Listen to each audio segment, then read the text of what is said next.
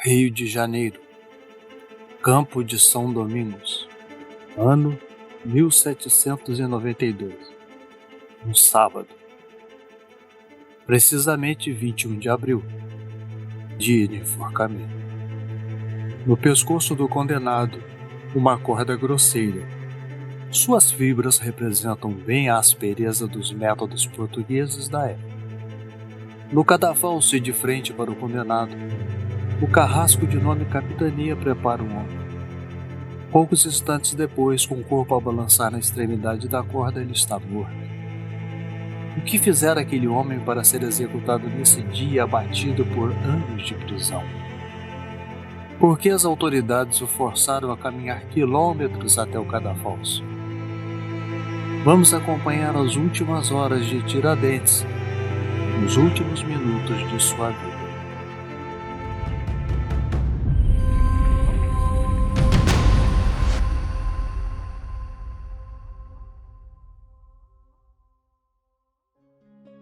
A descoberta do ouro na virada do século XVII para o XVIII inaugurou um grande volume migratório para Minas Gerais.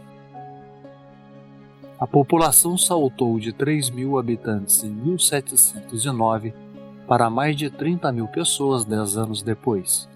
Ao fim daquele século, chegaram a 320.000 habitantes. Estatísticas apontam que o ouro retirado do Brasil somente no século XVIII chegou a superar toda a extração do metal no resto da América em 300 anos.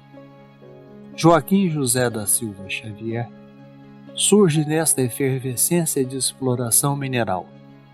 Esse menino se tornaria o mártir da independência anos depois. A fazenda do Pombal, atualmente pertencente à cidade de Ritápolis, em Minas Gerais, é o local de seu nascimento, estimado como sendo em 1746. A participação de Joaquim José não seria isolada, pois havia muito tempo toda Minas Gerais conspirava pelos caminhos entre povoados.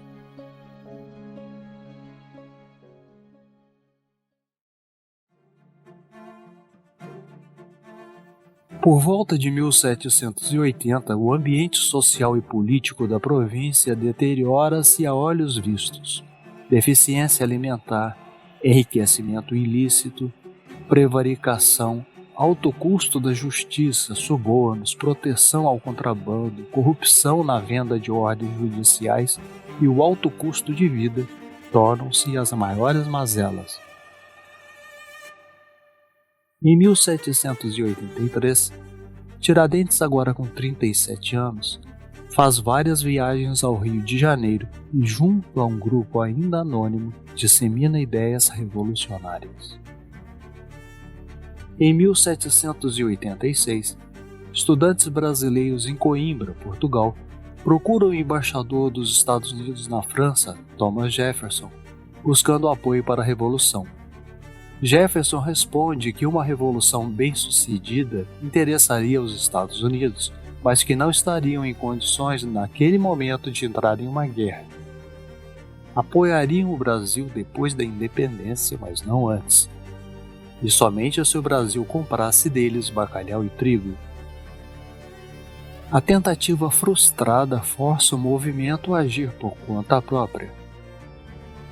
No dia 14 de março de 1789, Tiradentes dirige-se ao Rio de Janeiro. No caminho, encontra Joaquim Silvério dos Reis, também um dos conspiradores para quem revela seus objetivos de deflagrar a revolta. Na província de Minas, há confidentes de toda a ordem, como o próprio Joaquim Silvério, grande devedor de impostos à coroa. No fim de abril ou início de maio de 1789, Joaquim Silvério dos Reis dirige-se ao Rio de Janeiro e anota o que irá repetir ao vice-rei sobre o que Tiradentes lhe dissera. Nesse tempo passado com diversos oficiais, Tiradentes faz várias conversas com partidários do Levante. Intimamente, ainda acredita que a conspiração continuava em segredo, mas na primeira semana de maio, percebe que está sendo seguido por militares disfarçados.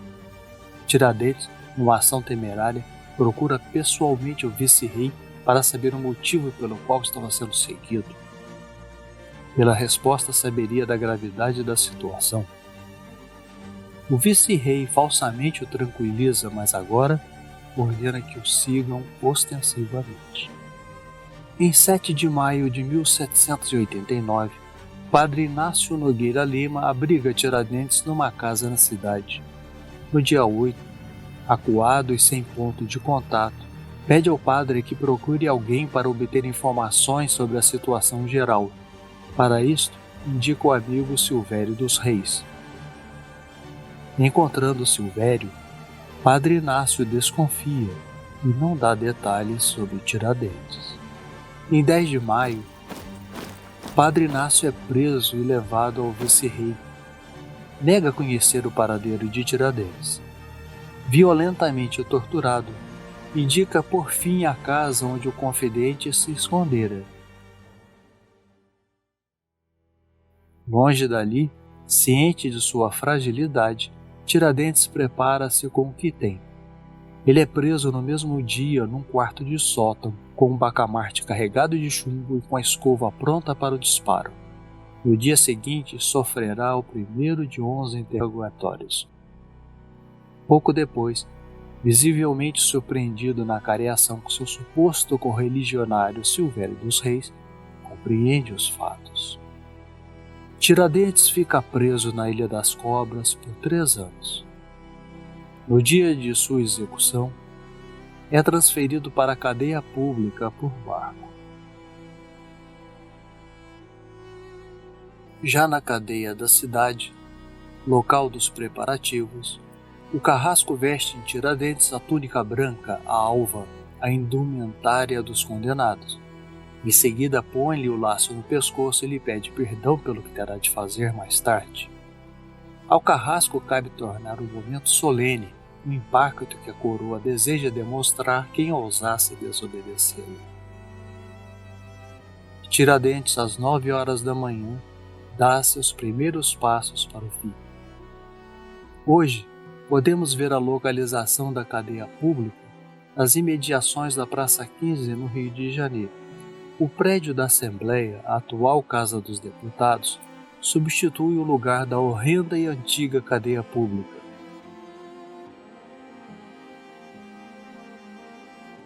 O cortejo entra na Rua da Assembleia, chamada Rua da Cadeia naquele século. Passa pela Rua do Carmo, Rua da Quitanda, Rua Rodrigo Silva, então chamada Rua dos Ourives. Cruza a atual Avenida Rio Branco, que não há nessa época. A passagem pela Rua Gonçalves Dias, antiga Rua dos Latoeiros, traz a Tiradentes a lembrança do momento de sua prisão, aquele velho sótão de angústias. Passando pelo Largo do Carioca, a comitiva entra na Rua da Carioca, antiga Rua do Piolho, passa pela Ramalho Ortigão e chega à Praça Tiradentes, antes Largo do Rocio. Ao condenado é permitido fazer uma oração na igreja de Nossa Senhora da Lampadosa, na atual Avenida Passos. Este sítio, modificado após 230 anos, era vizinho de uma forca e de um pelourinho chamado Forca Velha e Polé, respectivamente.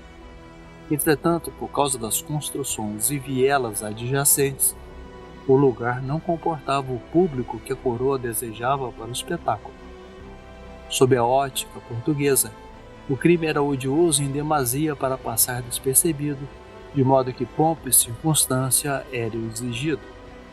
O cortejo segue em direção ao campo de São Domingos, de que o atual campo de Santana faz parte.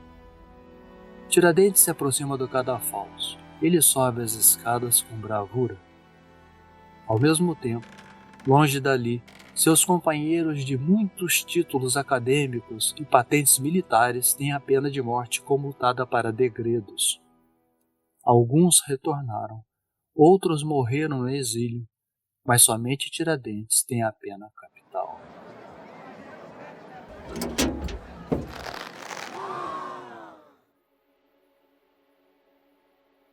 O corpo de Tiradentes é levado para a Casa do Trem, uma designação que no século XVIII referia-se a utensílios, objetos de uso das forças militares.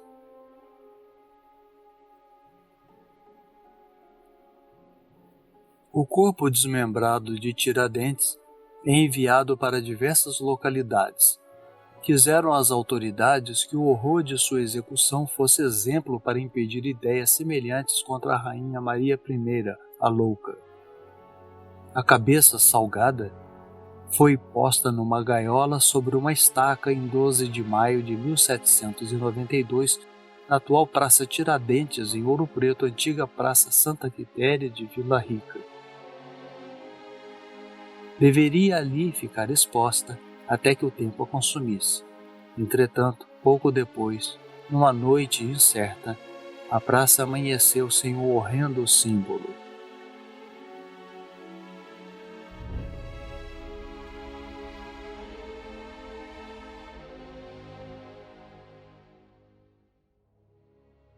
Na manhã seguinte, para surpresa geral, a cabeça não está mais exposta na gaiola.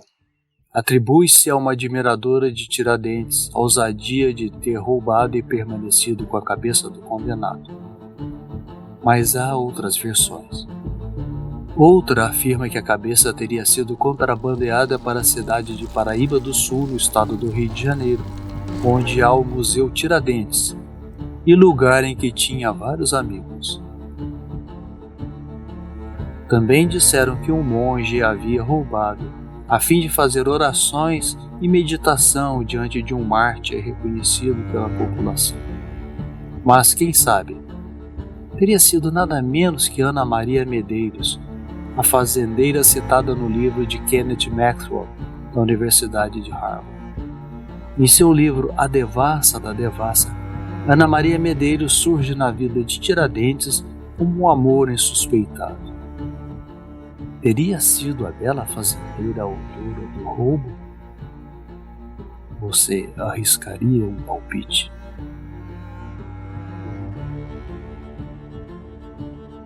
Se você gostou desta história, deixe seu like e se inscreva no canal. Caso queira mais informações sobre Tiradentes, acesse a descrição deste vídeo. Obrigado por assistir até aqui e até a próxima história.